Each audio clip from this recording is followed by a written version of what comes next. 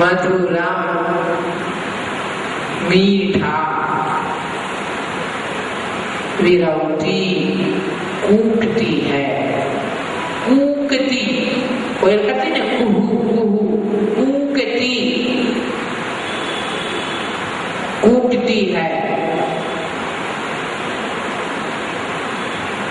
तथा उसमें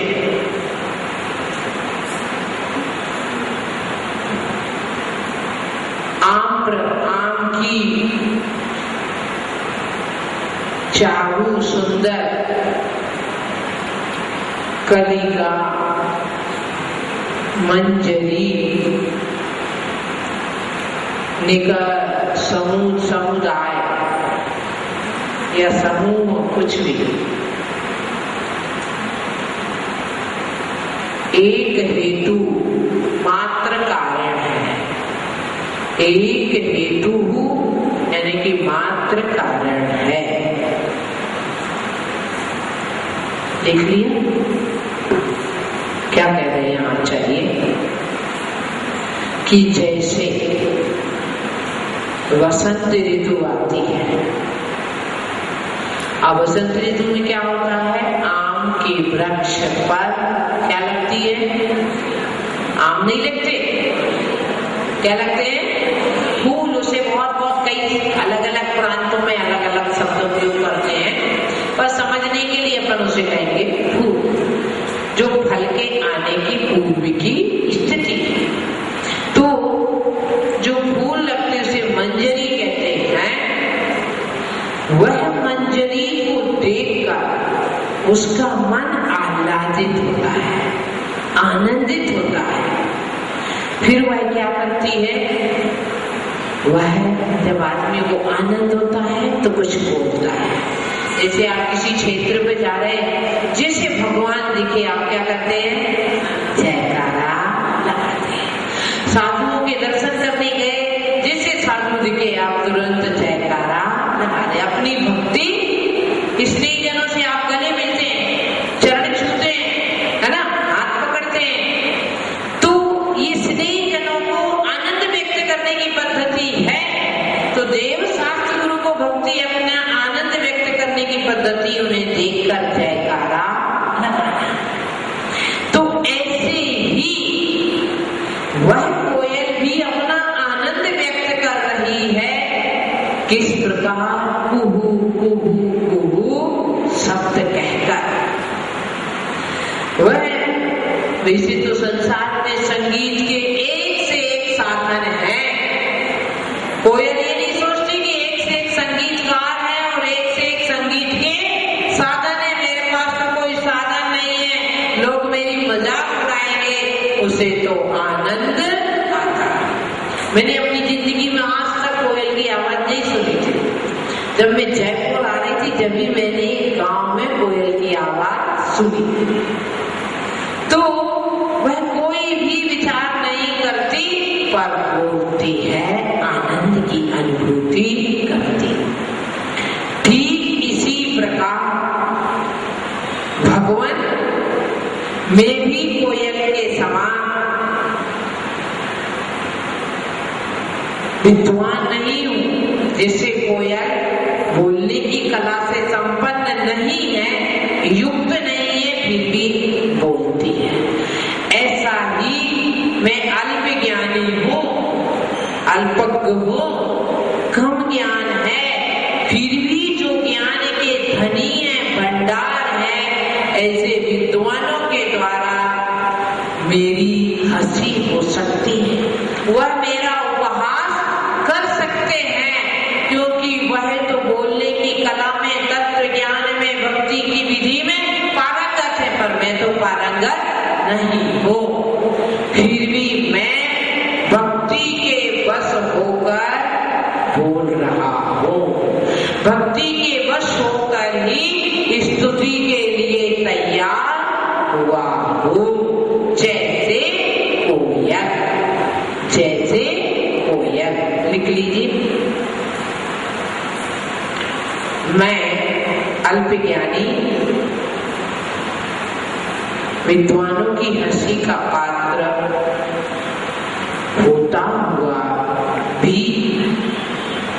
होता हुआ भी आपकी भक्ति बस ही आपकी स्तुति करने को तैयार हुआ हो। जैसे बसंत ऋतु में, जैसे बसंत ऋतु में कोयल आम्र मंजरी के कारण, आम्र मंजरी के कारण अपने आप कुहू करने लगती है, वैसे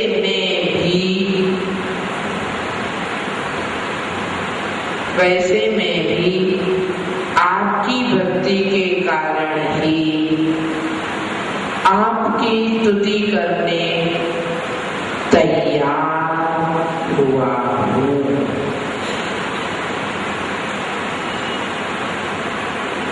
तैयार हुआ। एक बार और हाँ नहीं ठीक, समय बचाएं तो थोड़ा मैं आपको बहुत, मेरे को स्वयं लगता है कि मैं आपको समझा नहीं पा रही, फिर भी घड़ी आन लगी है।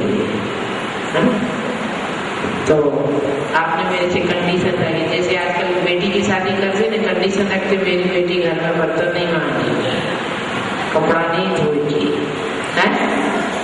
सिटी बस में नहीं जाएगी, प्राइवेट गाड़ी जाएगी। ऐसी आपने मेरे से भी कंडीशन रख ली। 8-9 बजे चलिए रुचि लिखे। ओम ह्रीं अहम, ओम ह्रीं अहम, नमो नमो कोठ, कोठ आधा को की मात्रा आधा टा और ठा, ठा ठटेरे का, समझ गए ना? मैं हिंदी याद आ जाएगी मेरे इस क्लास में सबको। कोठ बुद्धिनम, बुद्धिनम, ऐसे ऋषि जिनकी बुद्धि कोष्ठ के समान हो,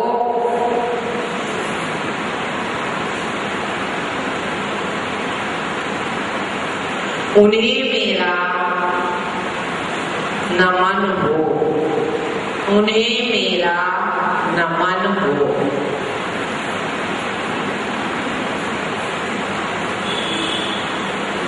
रुद्धि जाप बस उसी में श्रम श्रम नमः स्वाहा जोड़ते हैं। जो मैंने अभी लिखा है वैसा का वैसा नीचे लिख ले, श्रम श्रम नमः स्वाहा लिख ले, तो रुद्धि जाप बन जाएगा।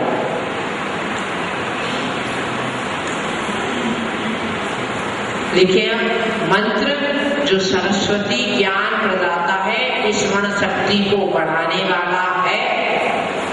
आगम की भाषा में कहूं तो ज्ञानावरणी कर्म का क्षयोक्षा बढ़ाने वाला है।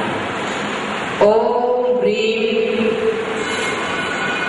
श्राम, श्री वाला श्राम लिख के बिंदी, श्राम श्रीम श्रू श्रह हम सम, आपके ऊपर बिंदी लग दोगे तो हम बन जाएगा, साके बिंदी तो हम सम, था था था 3 बार, था लिख के विसर्ग, था था था, थे थे नहीं, था में एक ही मात्रा नहीं है। थे थे कब कहलाएगा? जब था में एक ही मात्रा। अपनी बोलचाल की भाषा में मंत्र का उच्चारण ना करें। था था था, आगे लिखे था था, ठा ठटेरे का लिखकर, पाठ का ठा लिखकर विसर्ग लगा, ठा ठा 2 बार। सरस्वती भगवती विद्या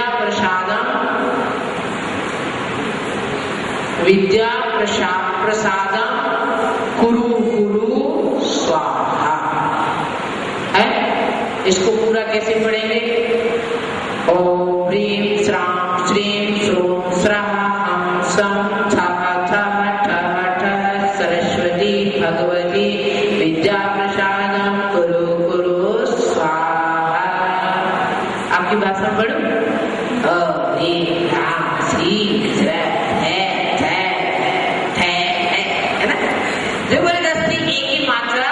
जोड़ देते हैं। जाप की संख्या 1000। समयावधि 21 दिन। समयावधि 21 दिन। धूप कुंद्रू की आप अपनी भाषा में लिख रहे हैं ना, टिंडोरी। धूप कुंद्रू जाप, रिद्धि जाप और मंत्र जाप करना है। रिद्धि जाप और मंत्र जाप हो गया। अब देखें इसकी कथा।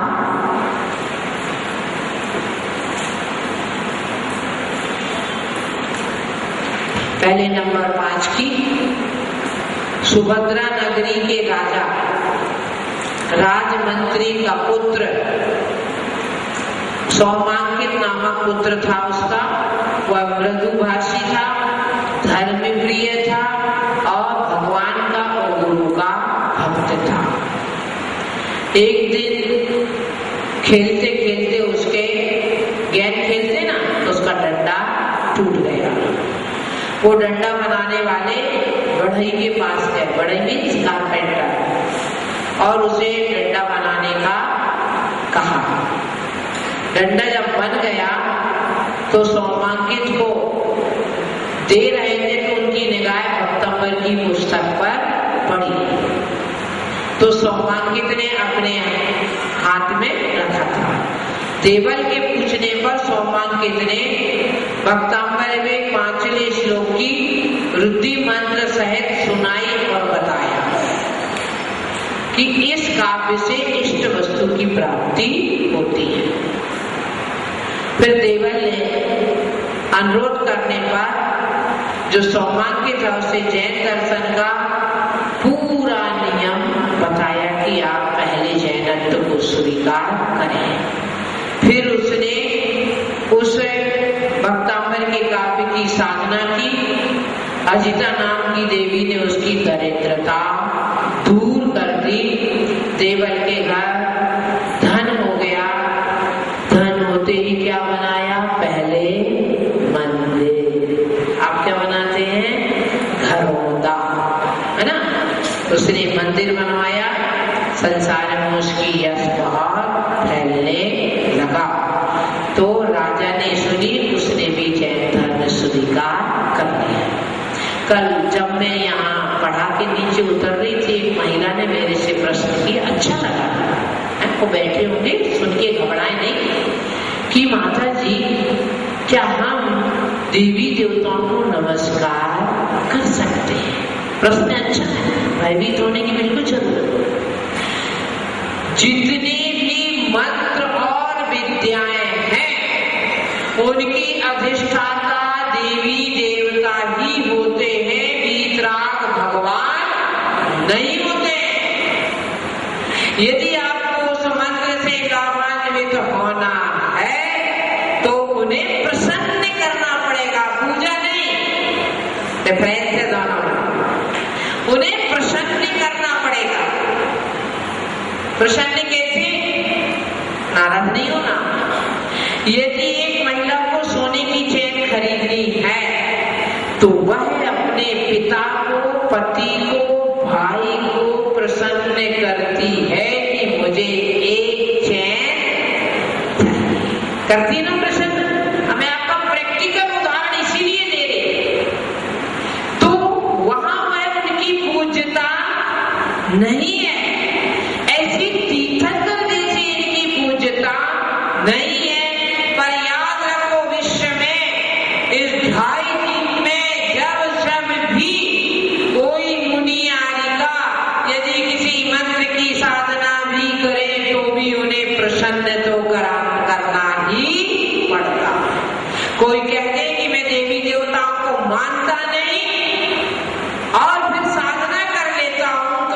अधूरी बात है, अधूरी बात है। मैं चाय तो पीता हूं परंतु चाय पत्ती का उपयोग नहीं करता, ये बिल्कुल असंभव बात है। क्योंकि किसी भी मंत्र के अधिष्ठाता, किसी भी विद्या के अधिष्ठाता कोई वीतराग भगवान होता,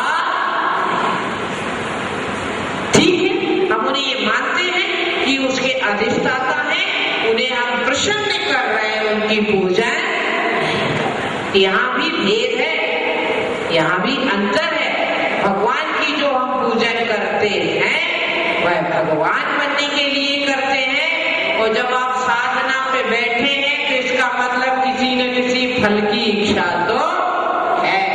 फल की इच्छा किए बगैर कोई साधना करता नहीं। आप कहेंगे माता जी हमें साधना करनी चाहिए ना करनी चाहिए? मैंने एक दिन भक्तांबर शिविर के प्रारंभ के पहले सेंटेंस उपयोग किया था, आपको याद हो ना हो पर मुझे स्मरण है। यदि हम जैन मंत्रों की साधना करते हैं तो ग्रहित मिथ्यात्व से बचते हैं, ग्रहित मिथ्यात्व से बचते हैं। और दूसरा बात, करना नियम के अनुसार जब हम किसी मंत्र को जपते हैं, मंत्र किसका है? देवी देवता का मंत्र नहीं है। मंत्र किसका है? मैंने आपको जो मंत्र दी उसका अर्थ इसीलिए बताया है कि उन ऋषियों को मेरा नमस्कार। तो मंत्र